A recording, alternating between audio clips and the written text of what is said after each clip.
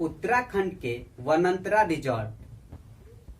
वहां रिजॉर्ट पे रिसेप्शन पे एक लड़की काम कर रही होती है जिसका नाम है अंकिता भंडारी। एक दिन एक गेस्ट आते हैं, वह रिसेप्शन के पास जाते हैं। रिसेप्शन पे उस लड़की को देखते हैं जो कि देखने में काफी खूबसूरत है, और वह जो है पुनः वापिस आते हैं, एक जगह से बैठते हैं और उसे देखकर उसके पास जाते हैं, उसे कोने में दबाने की कोशिश करते हैं, उसे गले से लगाने की कोशिश करते हैं। वह लड़की उसका विरोध करती है, वापस जाने को बोलती है, पीछे हटने को बोलती है, लेकिन वह जरा भी नहीं सुनते हैं। इस पे उस होटल के मैनेजर अंकित गुप्ता की नजर पड़ती है। मैनेजर वापिस आता है, उस व्यक्ति को हटने को बोलता है और उस होटल से बाहर निकल जाने की बात कहता है। और जो है यहाँ से शुरुआत होती है कहानी की। मैं आर्य ओम प्रकाश स्वागत करता हूँ मैं आप सभी को एक नई स्टोरी में।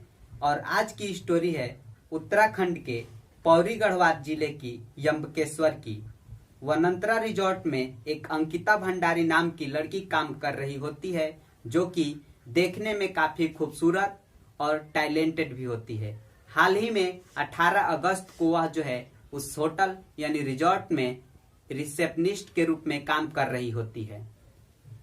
वह लड़की देखने में जो कि काफी खूबसूरत है, इससे उस होटल के मालिक यानी जो है पुलकित आर्य नाम के एक लड़के जो कि रिजॉर्ट के मालिक हैं, बताया जाता है कि उनके पिता जो कि भाजपा के नेता भी रहे हैं।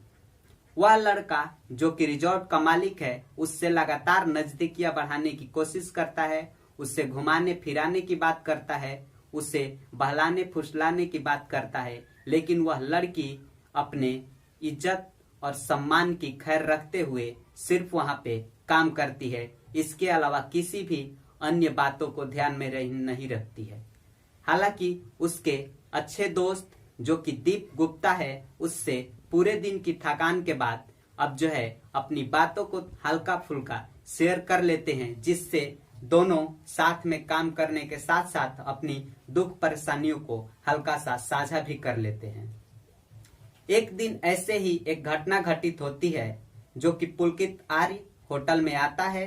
वह जो है अंकिता भंडारी के पास जाता है और उसे बहलाने फुसलाने की कोशिश करता है। जब वह नहीं समझती है तो वह जो है उस पे दबाव के साथ भी कहने की कोशिश करता है कि मैं तुम्हें नौकरी से निकाल दूंगा।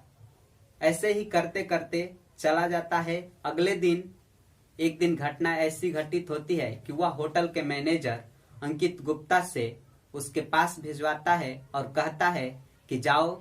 अंकित गुप्ता जो कि उस अंकिता भंडारी के पास जाता है और कहता है कि आज हमारे होटल में कुछ स्पेशल गेस्ट आने वाले हैं, क्या तुम उन्हें 10,000 रुपए में उन्हें कुछ स्पेशल सेवा दे सकती हो। यह बात अंकिता भंडारी को चुभती है और वह इस बात से काफी नाराज होती है। वह उसे प्रतीत होता है कि अंकिता जो है नाराज हो चुकी है। तब वह अपना बयान बदल लेता है और कहता है कि मैं तुम्हें नहीं बल्कि मैं ये कह रहा हूं कि तुम्हारे जान पहचान की कोई एक ऐसी लड़की है जो यह काम कर सकती है। अब जो है अंकिता यह बात समझ चुकी होती है कि कहीं न कहीं उसके गरीबी का फायदा उठाते हुए यह ऑफर जो है उसे ही दिया जा रहा था, या कहे कि उससे ही यह काम करवाने की कोशिश की जा रही थी। वह इस बात से दुखी होती है। वह वापस आती है, अपने दोस्त दीप गुप्ता को फोन लगाती है और उससे पूरी घटना बताती है कि आज जो है मेरे साथ ऐसा ऐसा हुआ है। हाल ही में वह होटल के एक अन्य कर्मचारी से कहती है कि आप मेरा सामान दे दो और मैं यहाँ से चली जाऊंगी। आप मेरा केवल सामान दे दो और मैं यहाँ से चली जाऊंगी।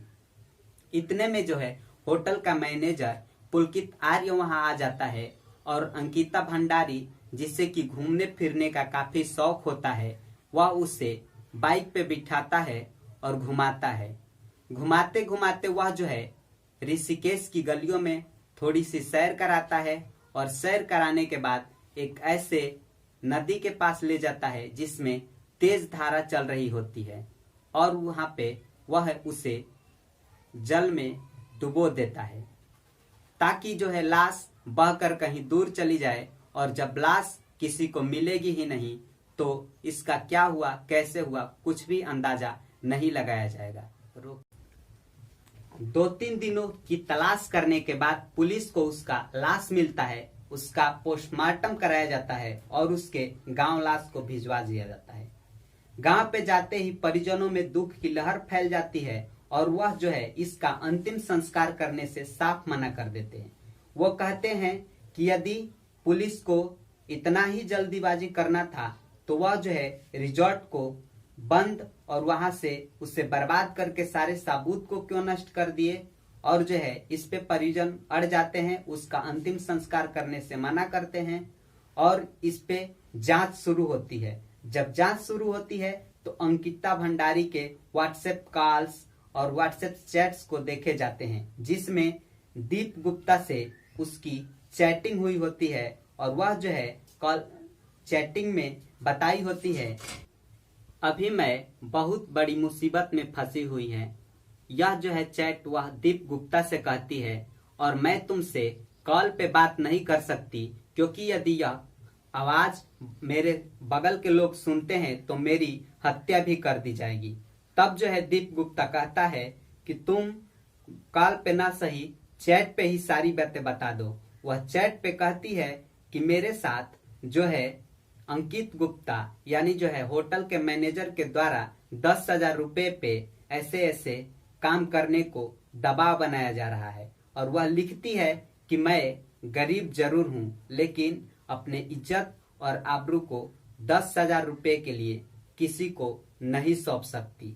यह जो है दीप गुप्ता बात समझता है, वह परेशान हो जाता है और जो है फोन करना शुरू करता है क्योंकि उस वक्त जो है पुलकित आर्य का फोन अंकिता के पास ही होता है, क्योंकि जब कॉल रिकॉर्डिंग एक सामने आई है तो उसमें पुलकित आर्य और जो है दीप गुप्ता यही बात कर रहे हैं कि जो है तुम्हारा फोन अंकिता के पास कैसे पहुंचा।